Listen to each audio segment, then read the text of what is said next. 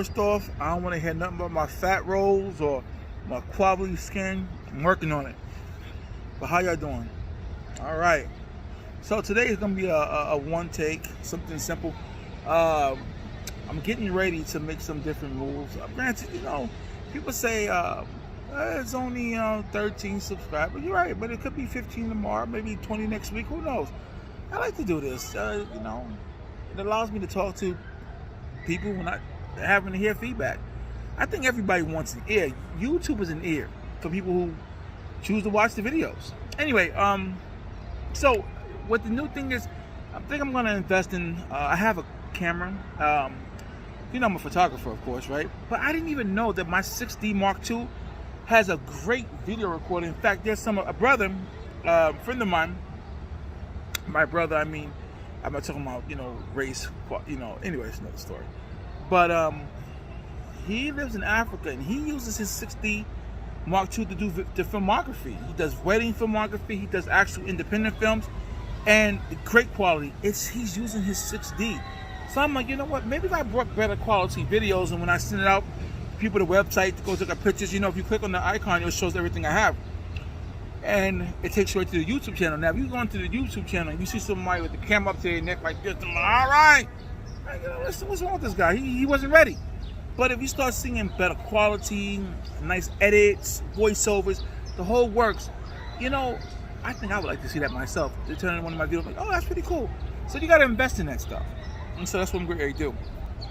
So I'm going to be using my camera from now. So the video quality should be better, and therefore I'm going to be traveling around New York a lot more. And not talking so much, but talking some, but basically showing you different areas and what I'm doing by the water, you name it. I think we're gonna do something real nice for y'all. So I gotta switch my editor. That sucks. My daughter, she's growing out of it. She's a very artistic person, and her mind is kind of like all over the place. So she likes to do this and like to do that, and I respect it. I really do. Look at my arm. Look at my arm.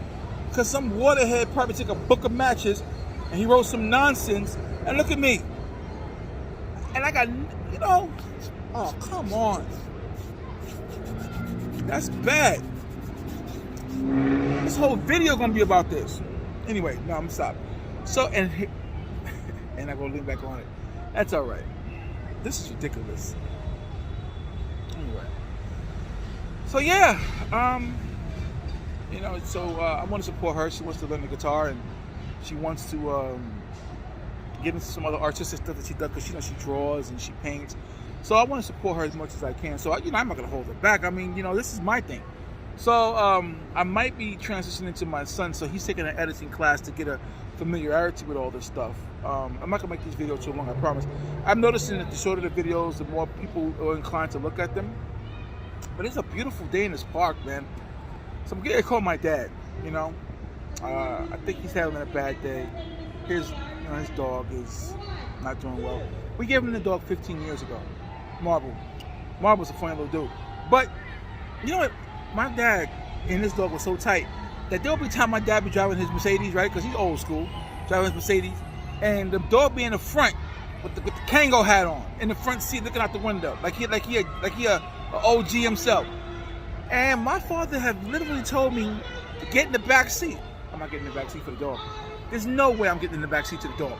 So I never got in the car. But that's not the point. The point is Marble is family. And so we're going to, he's still alive now. He really is. And hopefully he stays alive a lot longer. But he's actually, for the kind of breed of dog he is, I don't remember the name of the dog, but he's we call him Marble because he's black and white, kind of all over the place. And little guy, hairy dog, chill little dude, man. Good temperament. Yeah, he's family. But he's not doing so well. So shout out to you, Marble. Hopefully everything goes well. I'm getting ready to work out. And no, I am not putting y'all through this thing. I keep telling myself I'm not really feeling the best, but you know what? Some of the days that you don't feel the best, you get the best workouts in. So that's important. So that's what I'm getting ready to try to do. Get a workout in. So I'm sitting in the park. There's no kids in here. Because I can see it now. Mister, you too fat to work out. Mister, you gonna die. Do you want to borrow some oxygen? The kids are cruel, man. I used to be one of them. I once saw a guy on the bench and we set a firecracker on his ankle. I'm not proud of that. It's horrible. But kids, it's horrible. Kids are like a little sociopaths. You gotta train them, you know? Anyway, so that's what I'm getting ready to do. So y'all, you listen, this is a short video. I'm gonna be working on this artistic show that I'm doing. I'm gonna be doing my own exhibition. So that's something to stay tuned to. Urban Survivors of the Pandemic. Pandemic series number 1. It's gonna be 2 parts. The first one, I'm trying to get finances. So hey, listen, if you wanna come in on this with me, I will take some donations and give you honorable mentions in the track when it's made. Most of the time, exhibitions are non-profit in the sense of, you know, you can't charge for those. It's a whole different tax bracket that I can't afford to be in. So, you know, if it probably be a donation base. People come by to see the exhibit and they want to donate. It'll be a donation jar for the work and the things that went into it. And also, there'll be things for sale there as well. So I'll have some pieces that you can purchase, but for the most part, the exhibition is going to be what I want people to focus on. We got a guest star called Paco. Paco is my, you'll see who Paco is. But we're going to be doing some different kind of shots with him. We're going to be going around New York City, and we're going to have, it's going to be really cool. We got a couple of people who are living the street, unfortunately. So I'm working with them and, you know, looking out for them. And they allow me to take shots with them with Paco to create a story. You know, I love Dorothea Lange because she was an artist, a master at storytelling with her photography. Her photographic essays were amazing. You know, so that's something I'm looking to do. Philip Halsman, he was the master at putting together these pictures to create a story. You know, Philippe Halsman. And these people were artists. This goes back in the day. Now, granted, things have changed. A lot more colors, a lot more electronics.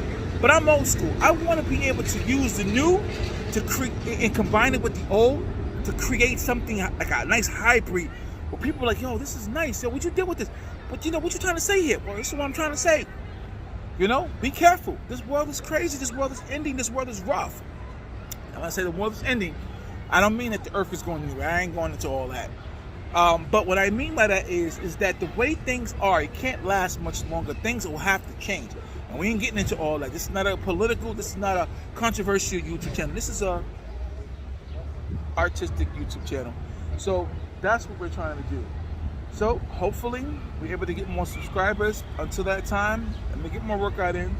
Y'all stay tuned, okay? Stay tuned.